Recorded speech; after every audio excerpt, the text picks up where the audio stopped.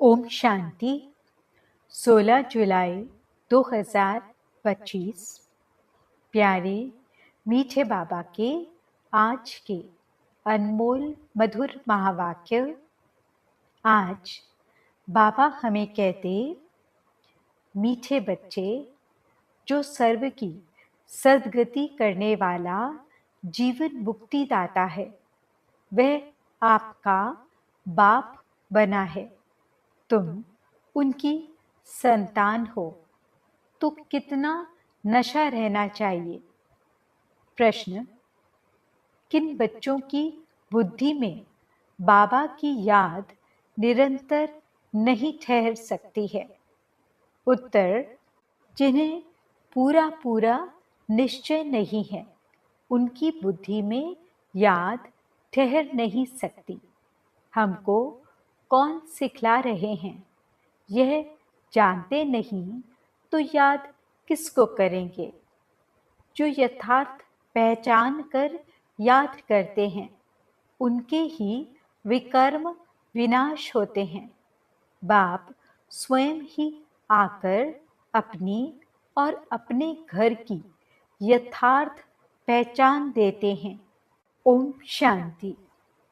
अब ओम शांति का अर्थ तो सदैव बच्चों को याद होगा।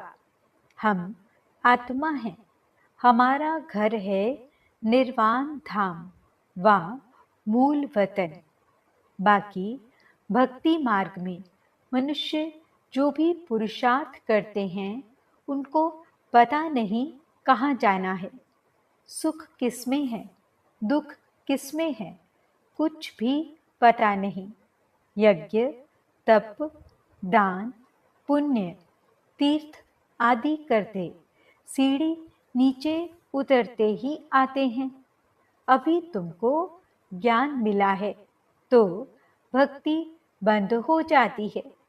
घंटे, घड़ियाल आदि वह वातावरण सब बंद। नई दुनिया और पुरानी दुनिया में फर्क तो है ना? नई दुनिया है पावन दुनिया। तुम बच्चों की बुद्धि में है सुख धाम। सुख धाम को स्वर्ग, दुख धाम को नरक कहा जाता है। मनुष्य शांति चाहते हैं, परंतु वहां कोई भी जा नहीं सकते। बाप कहते हैं, मैं जब तक यहाँ भारत में न आऊं, तब तक मेरे सिवाय तुम बच्चे जा नहीं सकते। भारत में ही शिव जयंती गाई जाती है। निराकार जरूर साकार में आएगा ना? शरीर बिगड़ आत्मा कुछ कर सकती है क्या? शरीर बिगड़ तो आत्मा भटकती रहती है, दूसरे तन में भी प्रवेश कर लेती है। कोई अच्छे होते हैं, कोई चंचल होते हैं, एकदम दवाई बना लेती है। आत्मा को शरीर जरूर चाहिए, वैसे ही परम पिता परमात्मा को भी शरीर न हो तो भारत में क्या आकर करेंगे? भारत ही अविनाशी खंड है। सतयुग में एक ही भारत खंड है और सब खंड विनाश हो जाते हैं। गाते हैं, आदि सनातन देवी देवता धर्म था।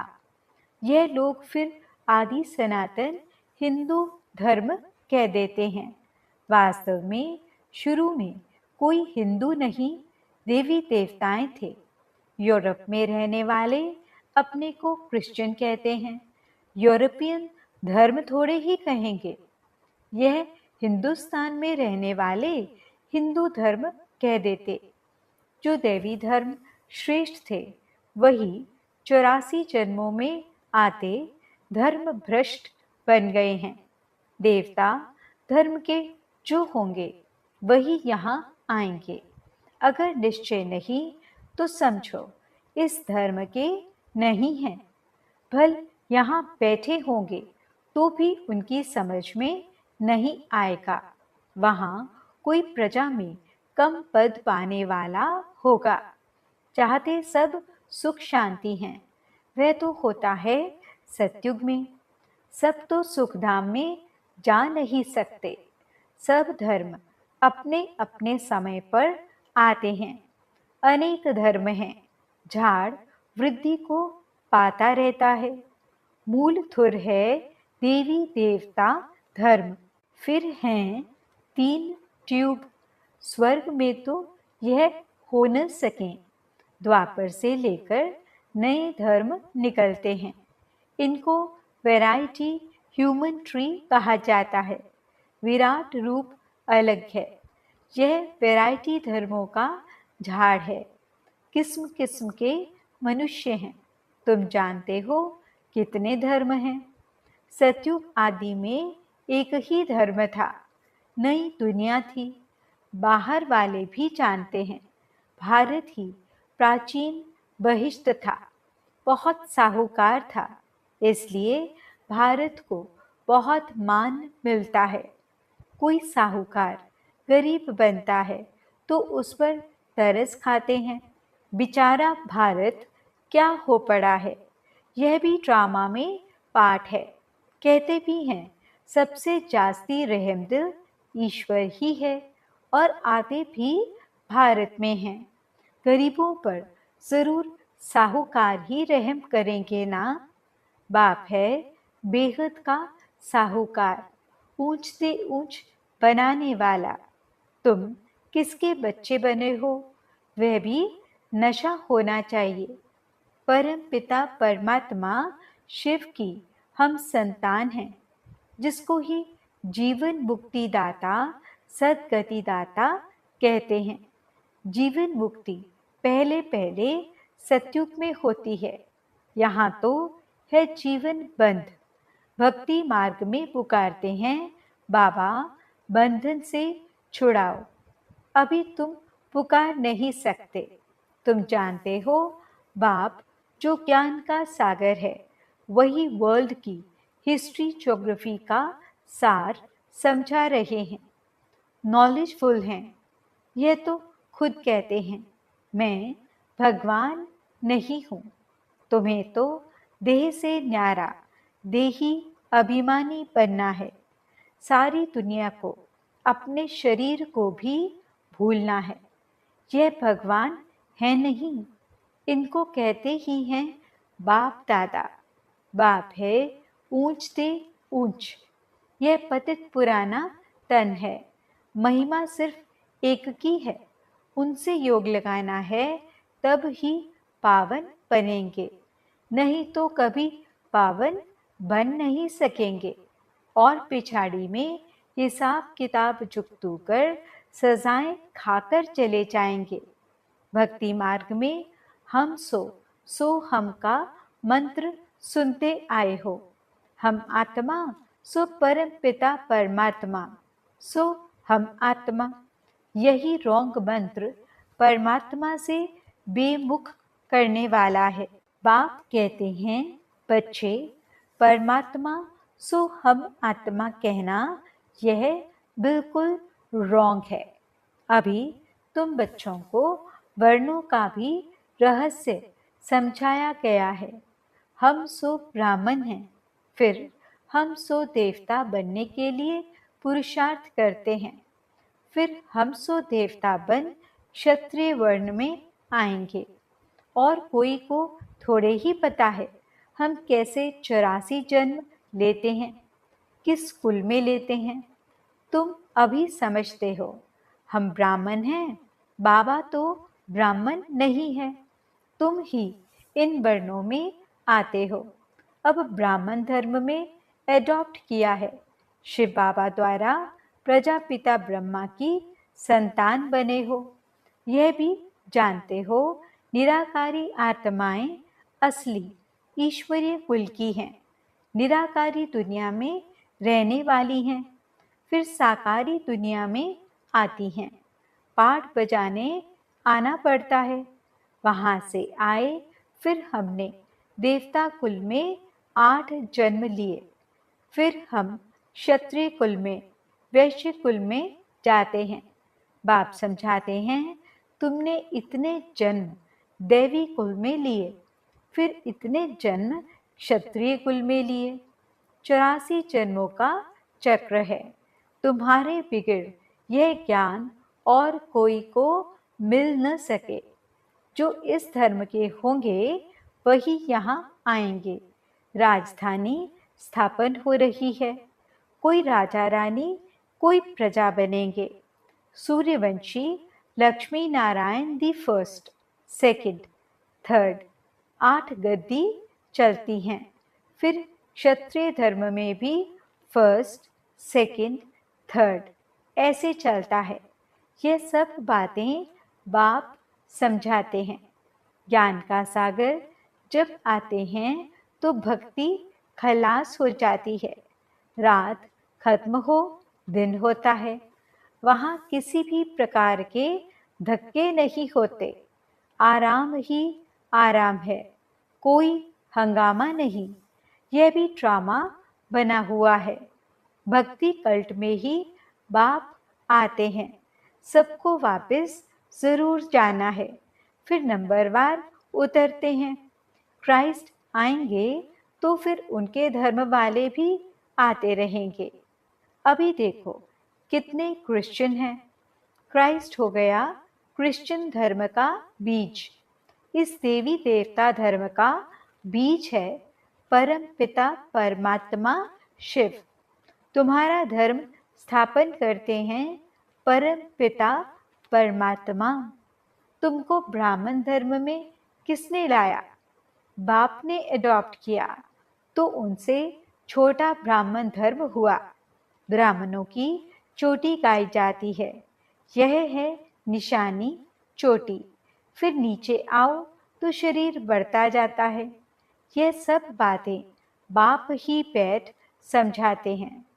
जो बाप कल्याणकारी है वही आकर भारत का कल्याण करते हैं। सबसे अधिक कल्याण तो तुम बच्चों का ही करते हैं। तुम क्या से क्या बन जाते हो? तुम अमर लोक के मालिक बन जाते हो। अभी ही तुम काम पर विजय पाते हो। वहां अकाली मृत्यु होती नहीं, मरने की बात नहीं। बाकी चोला तो बदलेंगे ना। जैसे सर्प एक खाल उतार दूसरी लेते हैं, यहाँ भी तुम यह पुरानी खाल छोड़ नई दुनिया में नई खाल लेंगे। सत्यु को कहा जाता है गार्डन ऑफ फ्लावर्स। कभी कोई कुवचन वहां नहीं निकलता। यहाँ तो है ही कुसंग, माया का संग है ना, इसलिए इनका नाम ही है रौरव नरक। जगह पुरानी होती है तो म्यूनिसिपैलिटी वाले पहले से ही खाली करा देते हैं। बाप भी कहते हैं जब पुरानी दुनिया होती है तब हम आते हैं। ज्ञान से सद्गति हो जाती है। राजयोग सिखाया जाता है। भक्ति में तो कुछ भी नहीं है। हाँ, जैसे दान पुण्य करते हैं तो अल्पकाल के लिए सुख मिलता है। राजाओं को भी सन्यासी लोग वैराग्य दिलाते हैं। यह तो काकविष्टा समान सुख है। अभी तुम बच्चों को बेहद का वैराग्य सिखाया जाता है। यह है ही पुरानी दुनिया। अब सुखधाम को याद करो, फिर वाया शांति धाम यहाँ आना है। देलवाड़ा मंदिर में हूबहू तुम्हारा इस समय का यादगार है। नीचे तपस्या में बैठे हैं, ऊपर में है स्वर्ग।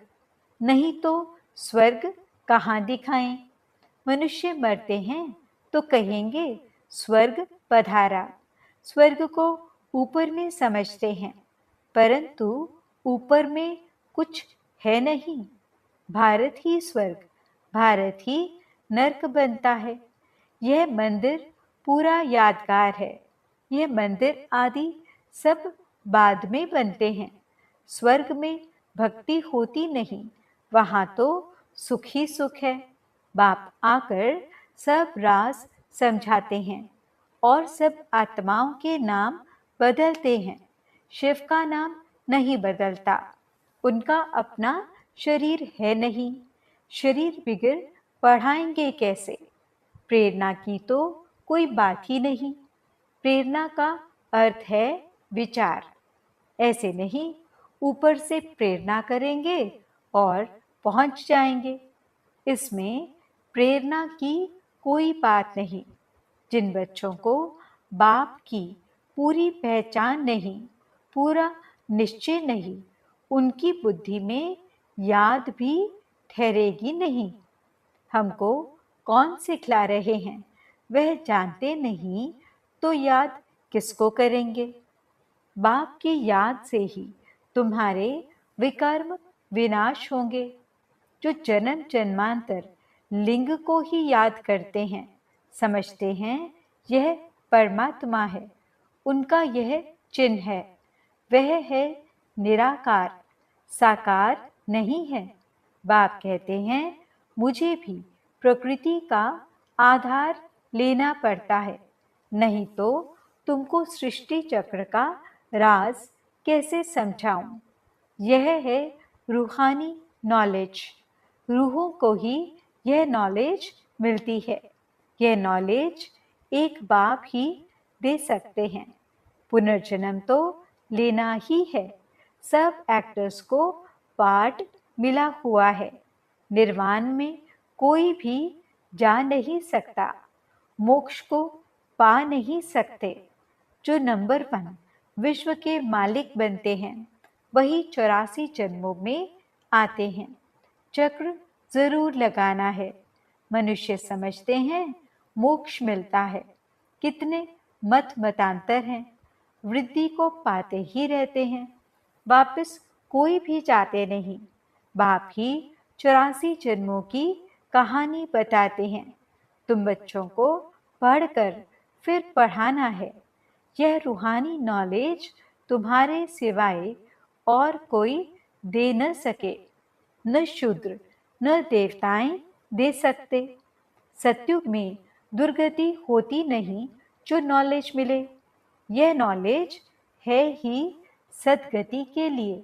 सदगति दाता, लिबरेटर, गाइड एक ही है। सिवाय याद की यात्रा के कोई भी पवित्र बन न सके।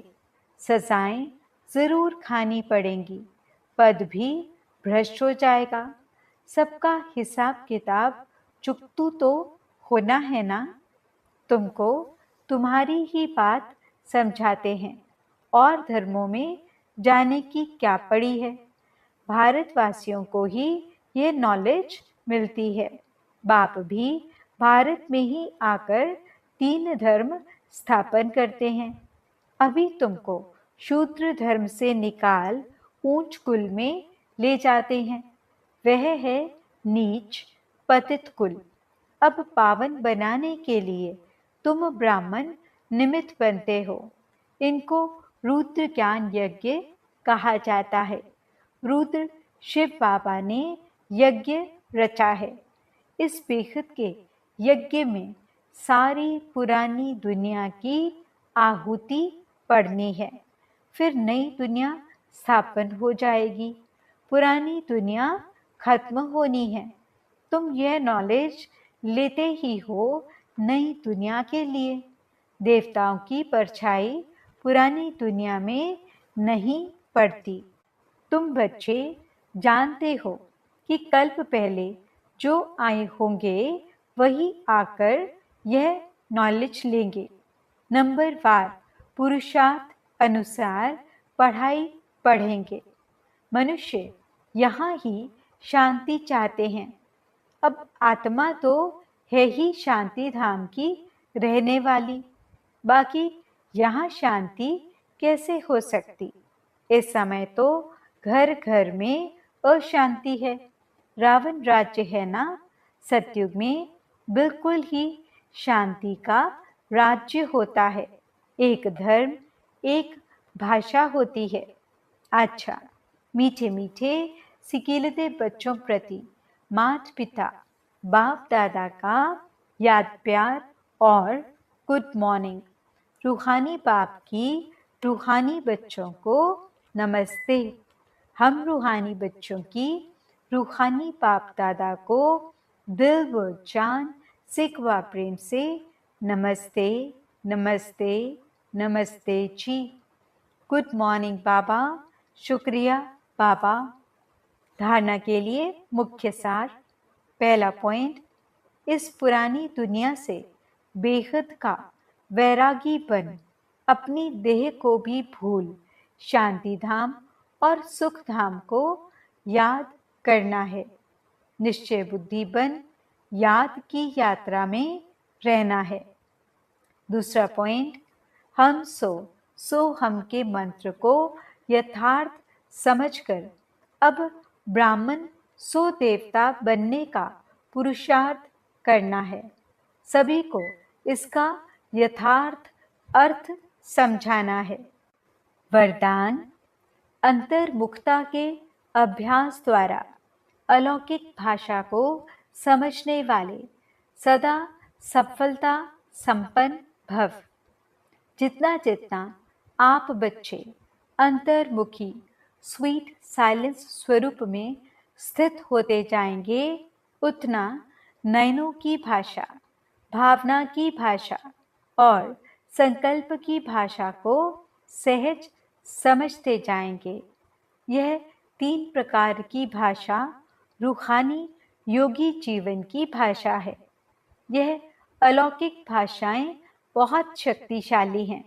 समय प्रमाण इन तीनों भाषाओं द्वारा ही सहज सफलता प्राप्त होगी। इसलिए अब रूहानी भाषा के अभ्यासी बनो। स्लोगन, आप इतने हल्के बन जाओ जो बाप आपको अपनी पलकों पर बिठाकर साथ ले जाए। अव्यक्त इशारे, संकल्पों की शक्ति जमा कर श्रेष्ठ सेवा के निमित्त बनो। वर्तमान समय विश्व कल्याण करने का सहज साधन अपने श्रेष्ठ संकल्प की एकाग्रता है। इससे ही सर्व आत्माओं की भटकती हुई बुद्धि को एकाग्र कर सकेंगे। विश्व की सर्व आत्माएं विशेष यही चाहना रखती हैं कि भटकी हुई बुद्धि एकाग्र हो जाए व मन चंचलता से एकाग्र हो जाए। इसके लिए एकाग्रता अर्थात सदा एक बाप दूसरा न कोई, इस स्मृति से एक रस स्थिति में स्थित होने का विशेष अभ्यास करो। ओम शांति।